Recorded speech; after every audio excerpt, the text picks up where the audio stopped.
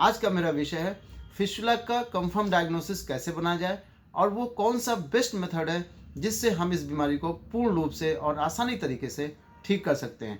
Dear friends, एक case study है जिसके थ्रू मैं आपको पूरा एक्सप्लेन करने जा रहा हूँ। यहाँ पे एक केस है जिसकी एमआरआई रिपोर्ट्स में ये मेंशन है कि ये जो फिस्टुला का ट्रैक है उसकी लेंथ लगभग 4 सेंटीमीटर है, एनल वर्स से इसकी दूरी जो है वो लगभग 2 सेंटीमीटर है और इसका जो पोजीशन है हमारी बॉडी में वो 7 o'clock पे है।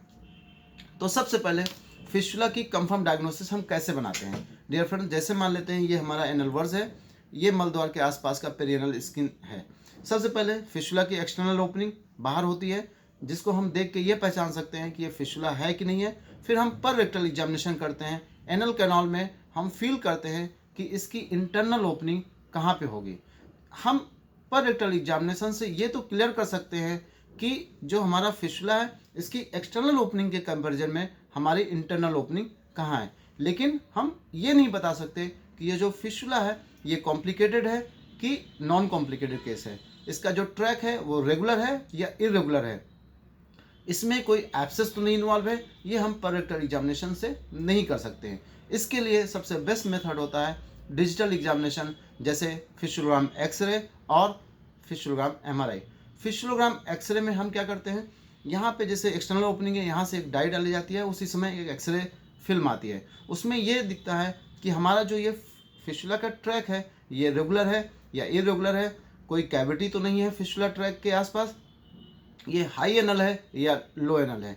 लेकिन इसमें ये क्लियर नहीं होता कि जो फिस्टुला हमारा है उसमें वो ट्रांस इंस्फिंक्ट्रिक है, सुप्रा इंस्फिंक्ट्रिक है या एक्स्ट्रा इंस्फिंक्ट्रिक है। इसके लिए फिस्टुलोग्राम एमआरआई सबसे बेस्ट रिपोर्ट होती है, जैसा कि आप इस रिपोर्ट्स में देख सकते हैं कि इसके इम्प्रेशन में ये लास्ट में मेंशन है कि ये ग्रेड 1 का फिस्टुला है और इसके ट्रैक की जो लंबाई है वो कितना है। इस रिपोर्ट के साथ साथ एक रिपोर्ट और मिलती है जिसमें एनाटॉमिकली पूरा यहाँ पे मेंशन होता है कि जो ये फिस्टुला है इसका ट्रैक कैसा है, ये लीनियर है या इरेगुलर है, या इसका जो ट्रैक है वो एक्स्ट्रा इंस्फिंक्ट्रिक है या इंटर इंस्फिंक्ट्रिक है। तो इसमें देख सकते हैं कि ये जो फिस्टुला है वो ग्रेड 1 का है। ग्रेड 1 फिस्टुला का मतलब होता है कि जो इसकी इंटरनल ओपनिंग है वो डेंटेट लाइन पे है, इंटर इंस्फिंक्ट्रिक स्पेस से होते हुए ये जो एनल वर्स है उससे पेरियनल स्किन पे आके ओपन होता है। डियर फ्रेंड्स, इस पिक्चर से हम ये क्लियर कर सकते हैं कि यहाँ पे आप जैसा कि ये देख रहे हैं कि ये एक्सटर्नल स्फिंक्टर है, ये इंटरनल स्फिंक्टर है और ये डेंटेट लाइन है। तो इससे ये क्लियर कर सकते हैं कि हमारा जो ट्रैक है वो कैसा है। और इसके साथ साथ यहाँ पे एक पिक्चर और मेंशन होती है, ये एनल कैनाल है और यहाँ पे ये पिक्चर में ड्रॉ है कि ये सिंपल लीनियर फिस्टुला है। इसके साथ साथ एक चीज़ और हमें जानना जरूरी होता है कि जो हमारा फिस्टुला होता है उसमें कई बार होता है पस का डिस्चार्ज होता है। कई बार ये पस जो होता है वो ट्यूबरकुलर इन्फेक्शन की वजह से भी हो सकता है। तो जब हम पस अगर किसी पेशेंट में आ रहा है तो उसकी हम कल्चर सेंसिटिव भी करा सकते हैं, उसमें स्ट्रेन ग्राम स्टेन भी करा सकते हैं और एसिड फास्फोबाइसिलाई के लिए भी हम रिपोर्ट्स करा सकते हैं। कहीं ऐसा तो नहीं है ये जो हमारा फिस्टुला है वो ट्यूबरकुलर फिस्टुला तो नहीं है, क्योंकि अगर ट्यूबरकुलर फिस्टुला होता है तो ये फिस्टुला हम जब तक इसकी प्रॉपर मेडिसिन नहीं चलेगी हम इसको पूर्ण रूप से ठीक नहीं कर सकते हैं। और थोड़ा सा अगर मैं डिस्क्राइब करूँ आपको एनाटॉमी कैसे होती है फिस्टुला ट्रैक की, तो यहाँ पे देख सकते हैं एनल वर्स है, एनल कैनाल है, रेक्टम है, ये डेंटेट लाइन है, ये इंटरनल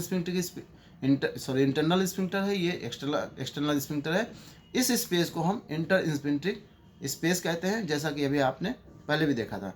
फिस्टुला का जो ट्रैक था वो यहाँ से डेंटेट लाइन से लेके यहाँ इंटर इंस्फिंक्ट्रिक स्पेस से होते हुए यहाँ पे आ रहा था, जैसा कि आप इस पिक्चर में देख सकते हैं। तो डेंटेट लाइन पे इसकी इंटरनल ओपनिंग है और ये एक्सटर्नल ओपनिंग है।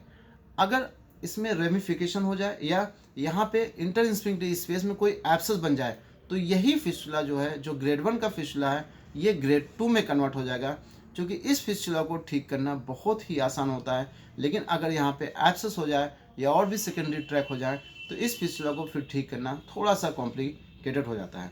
अगर हम फिस्टुला की ट्रीटमेंट की बात करें तो फिस्टुला के लिए जो हम सबसे बेस्ट प्रेफर करते हैं वो है क्षारसूत्र विधि, क्योंकि ये बहुत ही आसान होता है। इसको छासूत को लाइगेट करना बहुत आसान होता है और ये बहुत ही सिंपल प्रोसीजर होता है। जैसा कि आप देख रहे हैं, मान लेते हैं कि ये फिशुला का ट्रैक था, हमने रिपोर्ट्स में देख ली हमारा फिशुला नॉर्मल, उसका ट्रैक नॉर्मल है, फिशुला सिंपल है, इंटरस्फिंक्ट्रिक है। ये हमने क्या किया, ये हमारा प्रोब होता है और यहाँ पे आप देख सकते हैं इसमें क्षारसूत्र लाइगेट है पहले से इसमें डाला हुआ है। अब आप क्या कर सकते हैं, इसकी एक्सटर्नल ओपनिंग से हम प्रोब ले सकते हैं और यहाँ से लेके इसको हम इसकी इंटरनल ओपनिंग में ले जाके और यहाँ से एनल कैनाल से वापस निकाल सकते हैं। तो यहाँ पे क्या होता है, एक क्षारसूत्र लाइगेट हो सकता है, लाइगेट हो जाता है। क्षारसूत्र जो होता है, इसका जो पीएच होता है ये एल्कलाइन होता है, क्योंकि जो फिशुला ट्रैक होता है इसमें बहुत सारे डेड टिश्यूज़ होते हैं, डेब्रीज होती हैं। यहाँ पे कई ऐसे बैक्टीरियाज होते हैं, फॉरेन पार्टिकल होते हैं जो इस फिशुला को ट्रैक को हील नहीं करने देते। तो फिशुला जो यहाँ पे क्षारसूत्र होता है इसका जो पीएच होता है वो लगभग 9 से 10 के बराबर होता है। इसमें स्नुही क्षीर, अपामार्ग क्षार और हरिद्रा की कोटिंग होती है।